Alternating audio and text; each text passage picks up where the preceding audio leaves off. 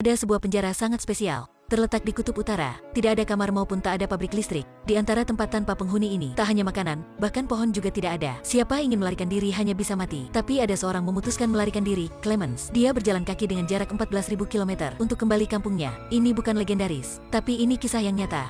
Tahun 1944 di Jerman, Clemens setelah berpisah sama kerabatnya. Sebagai banyak prajurit lain, dia diantar ke medan perang. Setelah itu Jerman kalah. Clemens menjadi salah satu prajurit diasingkan. Ketika Clemens dibangunkan oleh temannya, dia berdiri berkat mobil. Sudah sampai gilirnya untuk menyalakan api. Api awalnya tidak bisa memanaskan. Di mobil banyak prajurit batuk. Semuanya saling peluk. Ada orang mati karena dibekukan. Orang muda diancam sampai menangis. Mereka semuanya prajurit Jerman, diasingkan ke penjara kasar ini oleh musuhnya. Clemens adalah salah satunya. Dia didakwa 25 tahun di sini. Waktu awalnya mereka tidak tahu tempat tujuan, tapi merasa suhu di luar semakin dingin. Ada satu prajurit berkata, mungkin sedang pergi ke Siberia Timur Laut. Ketika kereta berhenti, Clemens menemukan belum sampai tujuan. Sudah banyak yang mati karena dingin. Orang masih hidup hanya bisa menyalakan api. Clemens berpikir tentang istri sedang kehamilan dan anaknya. Dia hanya bisa terus bertahan. Setelah mayat-mayat dibawa, kereta mulai berangkat. Pergi beberapa hari, akhirnya kereta sudah berhenti. Prajurit baik lapar maupun haus. Setelah buka pintu, para prajurit keluar makan salju. Pemandangan kacau, waktu istirahat juga tidak ada. Begitu para tawanan dengan penindasan musuh. Mereka diantar ke penjara yang jauh. Di jalan banyak yang bahaya. Ada orang terjatuh langsung ditembak. Tidak terduga membuat es terpecah. Kuda terjatuh ke air dingin. Berjalan kaki jalan yang panjang. Mereka akhirnya sudah sampai di penjara. Sebuah penjara hanya dilihat dalam warna putih. Clemens menyadari bahwa penjara ini sangat spesial. Tidak ada ruang. Juga tidak ada pabrik listrik. Hanya sebuah gedung dibangun. Jika berpikir ini juga betul, di kutub utara. Bisa ada apa sih? Tak hanya makanan, bahkan pohon juga tidak ada. Jika melarikan diri juga sama dengan masuk kematian. Pagi besok ketika mendatar ada orang mati karena terlalu dingin. Tentu saja untuk mencegah para yang tidak takut mati untuk melarikan diri. Hal penggeledahan juga perlu. Clemens dan para prajurit lain diantar ke sebuah goa dekat penjara. Mereka harus bekerja di sana. Kondisi di dalamnya sangat kasar. Dingin maupun bahaya. Jika tidak berhati-hati akan ditekan sampai mati. Banyak prajurit oleh karena itu sudah mati. Clemens selalu merasa khawatir. Takut dirinya juga begitu. Tidak bisa tetap hidup kembali rumah. Kerabatnya di kampung jauh. Istrinya juga sedang menunggunya. Jika hidup harus bertemu, jika mati harus bermayat. Mungkin suaminya tidak mati, tapi sudah ditangkap. Tahun ini kami masih terus berjuang. Menunggu beberapa bulan lagi suami akan kembali. Tapi terus menunggu sudah 2 tahun. Clemens masih bekerja sulit di penjara. Setiap hari hanya sedikit makan saja. Sudah 2 tahun lagi berlalu, masih begitu. Sampai tahun 1944 masih berpisah sama istri. Clemens sudah di sini sepanjang 5 tahun. Menghadapi dengan waktu yang bosan, sipir mengantarnya ke tempat memperbaiki mesin. Ke tempat luar ini Clemens mulai ada sempat berpikir tentang tempat bosan ini. Clemens harus di sini selama 25 tahun. Berpikir juga kecewa. Lebih baik melarikan diri untuk kembali ke kampung. Clemens naik mobil barang dengan diam. Ingin dengan jalan laut kembali. Malangnya, dia sudah ditemukan oleh seorang musuh. Diantar ke depan sipir. Karena mencerminkan orang lain, sipir menghukum. Clemens dikunci di bawah air selama 5 hari 5 malam. Hujan turun membuat dia dingin bergemetar. Ketika dia menjamin akan tidak melarikan diri lagi, baru diampuni. Setelah itu Clemens kembali penjara. Teman-temannya memukul Clemens banyak, terus-menerus bertendang pada tubuhnya. Ternyata karena Clemens melarikan diri, jadi para orang lain juga dihukum. Sudah banyak hari tidak makan, jadi marah memukulnya. Clemens terbaring di tanah dengan banyak luka. Tapi berkat dia ada teknik tinggi. Sipir membawa dokter memeriksanya. Setelah sembuh, keinginan keluar penjara ini semakin besar. Dokter dengan serius analisis untuknya. Pakaian cukup hangat, sama magnet dan peta. Dan bahkan makanan dan minuman. Betul susah ditambah susah. Lagi pula harus melewati banyak tempat tanpa penghuni. Ingin ke rumah harus berjalan 2-3 tahun. Tapi Clemens memutuskan harus melarikan diri. Harus kembali sama kerabatnya. Dokter terdiam dan memutuskan akan membantu Clemens. Dia menyiapkan pakaian untuknya. Jadi waktu itu, dia memberi peluang keluar ini untuk orang lebih muda. Dia meminta setelah Clemens keluar, harus menulis surat kirim istrinya. Sebelum pergi, dokter memberinya pistol dan beberapa peluru. Clemens cepat pergi, dengan diam keluar ruang, membawa barang dokter dan melarikan diri ke arah salju.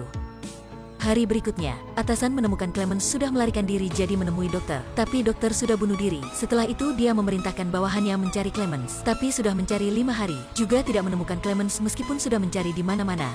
Bawahannya dingin jadi tidak bisa berkata. Atasan berpikir dia akan tidak bisa hidup di tempat kasar ini. Jadi berkata jika hidup harus bertemu, jika mati harus bermayat. Memerintahkan terus mencari. Bawahan kecewa, tapi tidak berani balas. Terus mencari juga tidak menemukannya.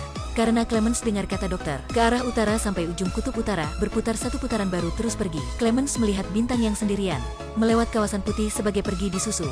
Tapi makanan sudah habis. Dia baik lapar maupun capek, tidak ada kekuatan lagi.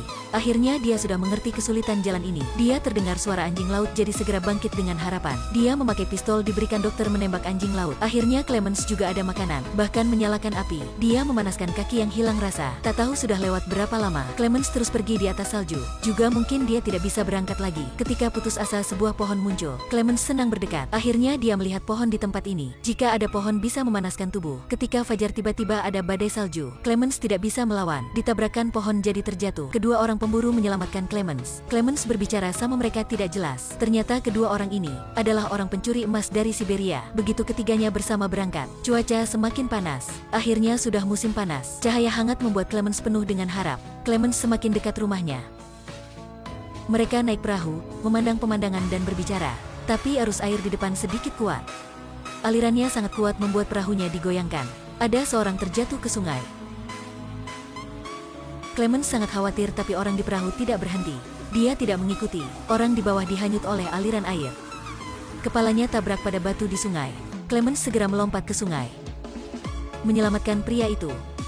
Orang di perahu terus mendayung tidak kembali.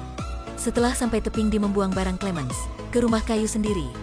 Clemens dan orang terjatuh itu cepat sampai. Tanya kenapa tidak menyelamatkannya. Tapi semuanya juga mengerti. Meskipun sudah aman, jika kurang satu orang, tidak usah membagi. Kedua pemburu melahirkan konflik. Orang gemuk menembak orang kurus. Karena Clemens menyelamatkannya, jadi keduanya terus berangkat. Sudah ke musim dingin lagi. Clemens didorong oleh orang gemuk ke bawah dan pingsan. Ketika bangun lagi Clemens sudah dikepung oleh serigala. Melihat ada orang siapa dimakan oleh serigala. Ada orang membunuh semua serigala. Clemens diselamatkan. Clemens mengikutinya ke sukunya. Ada jumlah waktu berdamai. Para musuhnya tidak berhenti menangkapnya. Setelah mencari tidak ada kabar sudah menyebarkan lingkup mencari. Semuanya diperintahkan. Clemens tahu harus berangkat lagi. Meskipun sudah jauh dari kutub utara, tapi dia masih berangkat. Tidak bisa kembali rumah. Dia tidak bisa tenang. Orang di suku baik hati menyiapkannya makanan dan memberinya seekor anjing. Waktu sekarang sudah tahun 1951. Satu musim panas lagi. Mengalami perjalanan panjang. Clemens sangat berhati-hati. Terkadang berjalan kaki, terkadang naik kapal dengan diam. Jika ketemu mobil akan minta bersama. Ketika habis makanan akan mencuri di sawah. Beberapa bulan kemudian, Clemens ke tempat ada penghuni di Siberia. Dia sangat kotor, sangat bau. Ketika Clemens menyembunyikan di sini, dia disadari oleh seorang pria. Tapi dia tidak mencela Clemens. Bahkan membantunya kembali rumah, memberinya makanan dan pakaian, membuatnya sebuah paspor. Clemens sangat awas, karena di jalan dia sudah ketemu banyak orang dua muka. Orang ini juga tidak beda. Hari-hari begitu Clemens juga sudah belajar. Dia berkata kepada Clemens, meskipun Jerman membunuh kerabatnya, tapi juga ada orang Jerman karena menyelamatkan istrinya, melawan atasan. Istrinya baru bisa hidup sampai sekarang. Jadi dia ingin balas budi hal ini. Clemens berterima kasihnya. Setelah itu terus berangkat. Kali ini, Clemens ke tempat bisa kembali ke rumah secara lancar. Karyawan merasa sangat aneh. Kenapa ada orang ke tempat ini? Setelah bertanya beberapa kalimat masih membiarkannya lewat. Hanya lewat jembatan ini, sudah bisa keluar tempat ini dan kembali rumah. Clemens sangat stimulasi, makin pergi makan cepat. Tapi waktu itu ada seorang mencegahnya. Lewat 1000 km, mengejar Clemens ke tempat ini, dia sangat putus asa. Tak ada apa lebih sakit daripada harapan di depan dipadamkan. Tapi orang itu sudah memberi jalan untuk Clemens. Mungkin ingin memberikan Clemens tahu, jika ingin menangkap aku sudah menangkapmu. Clemens setelah lewat jembatan, dia masih dipenjarakan, didakwa mati. Dia hanya mengeluarkan identitasnya. Kabar ini cepat terdengar oleh tentara. Mereka mengundang paman Clemens untuk membuktikan identitasnya. Kali terakhir keduanya ketemu, sudah 15 tahun yang lalu. Paman hanya melihat sudah menyadari Clemens. Tapi gimana bisa membuktikan? Paman keluarkan foto keluarga. Clemens membuka setiap foto, menceritakan cerita dalam foto, membuktikan dirinya adalah Clemens. Inilah keponakannya. Akhirnya Clemens juga kembali rumah. Musim dingin tahun 1952, Clemens akhirnya sudah ke rumah. Dia tidak berani dekat, hanya bisa di luar. Melihat anak perempuan sudah besar dan anak laki-laki belum pernah ketemu. Dan si istri yang kesayangan tiba-tiba merasa malu. Melihat mereka keluar dia cepat melarikan diri, mengikuti mereka ke gereja. Anak perempuan selalu berharap ayah kembali. Juga mungkin merasa, dia melihat di belakang. Ayah berdiri di belakang, keluarganya akhirnya bertemu. Film sampai sini berakhir. Film dibuat di atas kisah yang nyata. Memakai 8 tahun untuk Clemens berjalan kaki jalan 14.208 km ke rumah. Hanya berkata, masih ada kaki bisa pergi.